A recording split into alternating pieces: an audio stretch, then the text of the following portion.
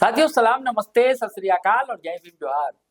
पश्चिम बंगाल के चुनाव के बाद टारगेट पर है भारतीय जनता पार्टी के झारखंड और चारों तरफ इसी की चर्चा हो रही है और इसी से जुड़ा ये वीडियो। तो अब कैसे है ये वीडियो है, बिटवीन द लाइन आप समझेंगे या डिकोड आप करेंगे।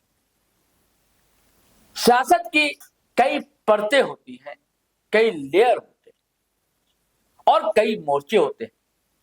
अपनी अपनी जगहों पर हर मोर्चा हर सतह पर काम कर रहा होता है और अक्सर कहा जाता है कि भारतीय जनता पार्टी और संघ बहुत दूर की सोचता है, प्लानिंग बनाता है और उसके अनुसार व्यवहार में लाने का प्रयास करता है। आप देख रहे होंगे कि अचानक से झारखंड में आदिवासी वर्सेस क्रिश्चियन आदिवासी, यानी कि सर्ण आदिवासी और वो वैसे आदिवासी जिन्होंने धर्म परिवर्तन कर ईसाई मत अपना लिया, उनके बीच घमासान सा मचा हुआ है। यूं तो एक दौर में कुर्मी समुदाय और आदिवासी समुदाय के बीच भी टकराहट जमकर देखने को मिली इसी झारखंड। और तब आदिवासी समुदाय, चाहे उसकी आस्था सरना की तरफ हो, चाहे उसकी आस्था सनातन धर्म की तरफ हो, चाहे उसकी आस्था मसीही विश्वास की हो, सभी एकजुट थे और उनके सामने कुर्मी समुदाय की मांग थी और इधर से उनका जमकर डटकर विरोध था। सब कुछ हम आपकी आंखों के सामने है। लेकिन आजकल इधर आदिवासी समुदाय के बीच में एक नरेशन गढ़ा गया है, दरअसल कि आदिवासी समुदाय जो है जिसने धर्म परिवर्तन कर लिया, यानी ईसाई बन गए हैं, आरक्षण का सारा लाभ वही ले जाता। और चूंकि जब धर्म परिवर्तन कर लिया है फिर आरक्षण का लाभ क्यों मिले, एक ये तर्क। दरअसल हुआ क्या कि पिछले दिनों एक फैसला आया था, हाई कोर्ट का है, फिर सुप्रीम कोर्ट का है, दक्षिण भारत की बात है। वहां एक दलित थे, धर्म परिवर्तन कर लिया, ईसाई बन के पादरी थे। किसी पर आरोप लगाया कि हमें जाति सूचक गालियां दी गई, अपशब्द कहा गया। तो फिर ये मामला कोर्ट पहुंचा। हाई कोर्ट ने कहा कि भैया जब आपने धर्म परिवर्तन कर लिया फिर आप दलित रहे कहां से। तो इस आधार पर यह मान्यता चल पड़ी। इधर इस मुद्दे को चंपई सोरेन ने उठाया, जबकि दो अलग अलग मामला है। दरअसल वर्ण व्यवस्था के तहत दलित समाज आता है, जाति व्यवस्था के तहत आता है। लेकिन आदिवासियों का मानना है कि हमारी एक नस्ल है, हम जाति नहीं, हम इस वर्ण व्यवस्था में शामिल नहीं। लेकिन एक तबका है जिसका कहना है कि सरना ही दरअसल सनातन, यानी कि कोई सनातन है तो वो धर्म परिवर्तन नहीं माना जाएगा। लेकिन ईसाई मत अपना लिया है, इस्लाम मत अपना लिया है, बौद्ध मत अपना लिया है तो वो धर्म परिवर्तन की श्रेणी में आएगा। अब तक ऐसे मामले कोई कोर्ट नहीं पहुंचे। खैर, इसके केंद्र में है दोस्तों दो चेहरे बड़े प्रमुख, हालांकि 3-4 चेहरे, जैसे निशा कुमारी भगत है, लक्ष्मी नारायण मुंडा है और भी कई चेहरे, लक्ष्मी मणि मुंडा है, ढेरों नाम है। लेकिन दो आमने सामने बिल्कुल गुत्थम गुत्थी करने को आमादा है, तैयार। इसमें है सरकारी अधिकारी है निशा उरांव, जिनके पिताजी रामेश्वर उरांव कांग्रेस के कद्दावर लीडर, कभी आईपीएस अफसर रहे, मंत्री रहे यहां स्टेट में, बहुत पुराने लीडर, उनकी साहबजादी। तो निशा उरांव का तर्क है कि सरना और सनातन अलग नहीं है, एक है। ये सरना मानती हैं, इन्होंने गैर आदिवासी से शादी, सिंगमार साहब हैं कुछ, उनसे शादी। तो इनके सम्मुख जो खड़े हैं विरोध, वो विचार आस्था से ईसाई मतावलंबी, गैलेक्सन डुंडू, खड़िया समुदाय से आते हैं, दोनों पढ़े लिखे हैं, एक विदुषी है एक विद्वान, दोनों के तर्क, और दोनों इस लड़ाई को लेकर सड़क पर उतर चुके। आपने पिछले दिनों देखा होगा, हमारे एक वीडियो भी था, नगड़ा पीटो महारैली जगह जगह कर रहे हैं। कौन? ग्लेडसन डुंगडुंग। ग्राम सभाओं का गठन कर रहे हैं। कौन? ग्लेडसन डुंगडुंग। हर जगह जा रहे हैं। दरअसल जो पेशा नियमावली नहीं बनी, इसमें आपत्ति दोनों को है। ग्लेडसन डुंगडुंग को भी कुछ आपत्ति है, कुछ आपत्तियां निशा उरांव को। देखो, निशा उरांव उस नियमावली जब बन रही थी तब उनकी भूमिका थी, उस विभाग में डायरेक्टर थे। तो ग्लेडसन डुंगडुंग कह रहा था कि हुजूर मैडम जी आप तो थी उस समय, आप क्या कर रही? इनके अपने तर्क। खूंटी से लेकर कई जिला में, गुमला उमला में ग्लेडसन गए, और उसके बरक्स कहिए परंपरागत उलगुलान की घोषणा कर डाली निशा उरांव।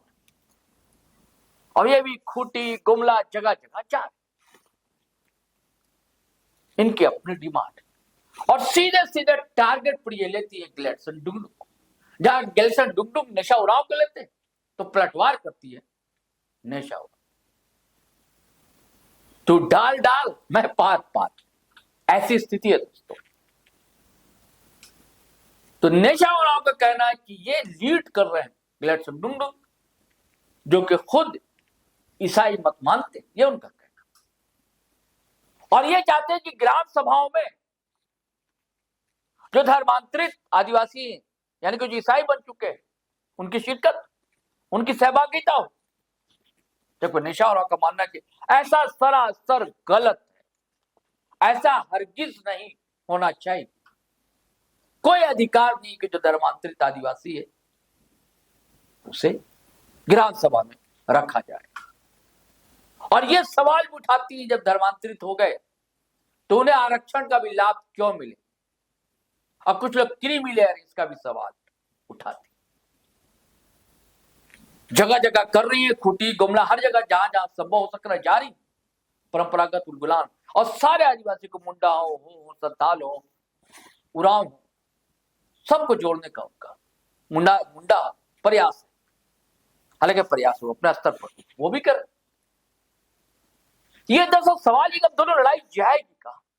फिर मैं वही कहता हूं कि टारगेट पर है चुनाव। और झारखंड, एक तस्वीर बहुत वायरल हुई थी, हमारे पत्रकार साथी आनंद कुमार ने उसके लाया था कि वो झारखंड हरा रंग का भी अचार तो भगवा हो चुका है, बहुत वायरल हुई थी तस्वीर। तो आप समझ रहे हैं कि क्यों ये, और निशा उरांव क्यों अचानक से सक्रिय हो गई, निशा कुमारी भगत भी अचानक से सक्रिय। लेकिन उधर ग्लेडसन डुंगडुंग अपना रोल अपने स्तर से निभा रहे, और दोनों डीसी को जाकर पत्र दे रहे। पिछले दिनों डीसी को दिया था ग्लेडसन ने, ये तस्वीर उसी की जो पत्र दिया था। और ये भी हर जगह, अभी गुमला में किया, अभी इन्होंने पहले खूंटी में किया था, निशा उरांव रैली वैली प्रदर्शन ये किया, डीसी से मिली वहां गुमला में। इनके दो तीन बड़े प्रमुख मांग, जैसे मैं आपको बताता हूं क्या क्या है।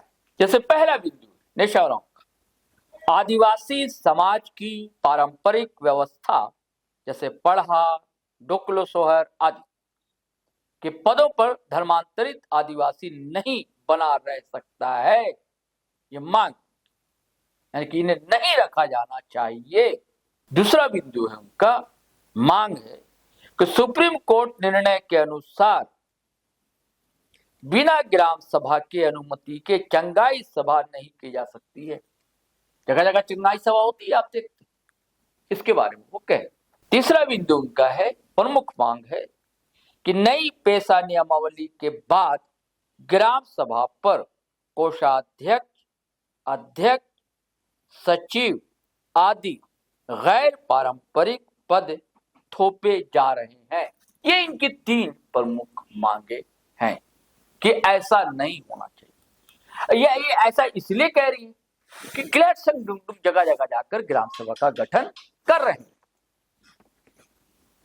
यह बातें तो जाहिर सी बात, क्लेटसन डुमडुम और नेशा उरांव के बीच तलवारें खिंच चुकी, मैदान से बाहर आ चुकी। अब मैं चाहता हूं दोस्तों कि नेशा उरांव ने दरअसल अपने आदिवासी समाज को जोड़ने के लिए कहा क्या है, मैं आपको सुनवाता। बोलिए। जोहार। जैसा आप देख सकते हैं, गुमला जिले और लोहरदगा जिले से भी आज पारंपरिक अगवागण आज यहाँ जमा हुए हैं डीसी ऑफिस में, और हम लोग सब मिलकर डीसी साहब को ज्ञापन सौंपने जा रहे हैं। ये पारंपरिक उलगुलान है जिसकी शुरुआत खूंटी जिले से की गई है, और उसी पारंपरिक उलगुलान को आज गुमला जिले में जारी रखा जा रहा है। दरअसल इस पारंपरिक उलगुलान का मुख्य उद्देश्य क्या है? मुख्य उद्देश्य है जो समाज के जितने भी सरना आदिवासी हैं उनकी मांग है कि उनके पारंपरिक व्यवस्था जैसे पढ़ा, ग्राम सभा, इन सभी में जो पदाधिकारी हैं वो सभी केवल सरना आदिवासी रहें और धर्मांतरित आदिवासी ना रहें। ऐसी मांग इसलिए की जा रही है क्योंकि इन पदों की धार्मिक जिम्मेदारी भी होती है और सामाजिक जिम्मेदारी भी होती है।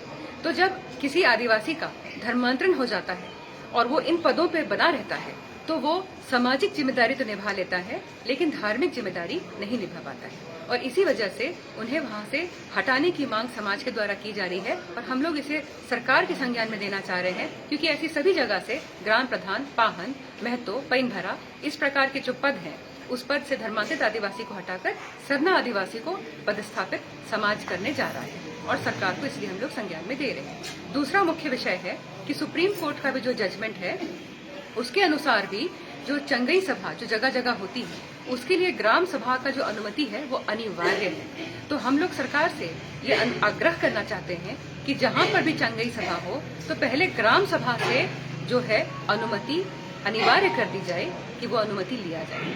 उसके अलावा जो तीसरा जो मुख्य मुद्दा है वो ये है कि पेशा नियमावली जो अभी अभी लागू हुई है उसमें कुछ पद का सृजन किया गया है। जैसे ग्राम सभा कोष के लिए कोषाध्यक्ष हैं, अध्यक्ष हैं, सचिव हैं, उसी प्रकार सहायक सचिव भी है।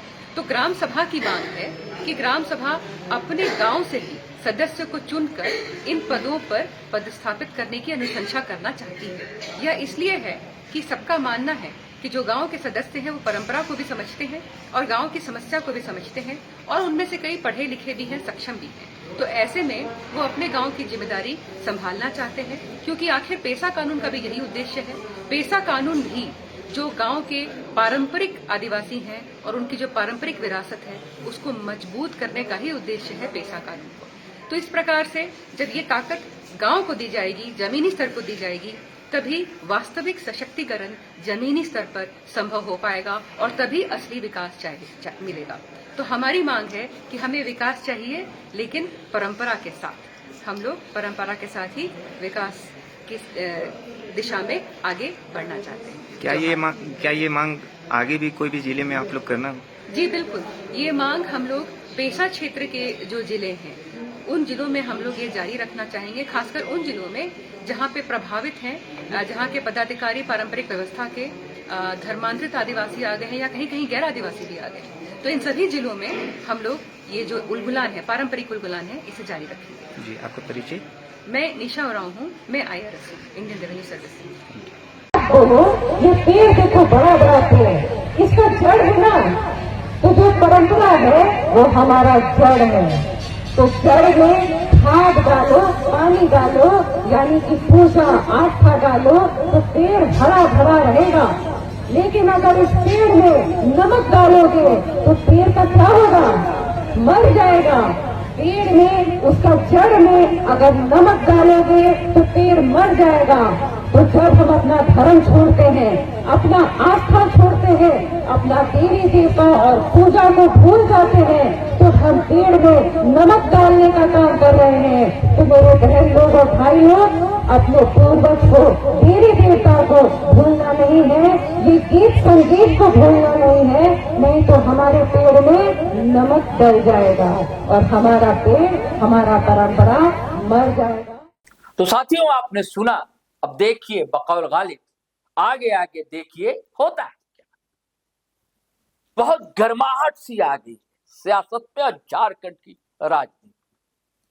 मौसम जिस तरह बदल रहा है वैसे वैसे राजनीतिक किरदार बदल रहे हैं। कुछ लोग ये भी कहते हैं कि निशय राव के टारगेट पर है विधानसभा का चुनाव, वो अपना फील्ड तैयार कर रही है। अब देखिए क्या होता है, राजनीति में सब कुछ संभव है, असंभव तो कुछ होता है।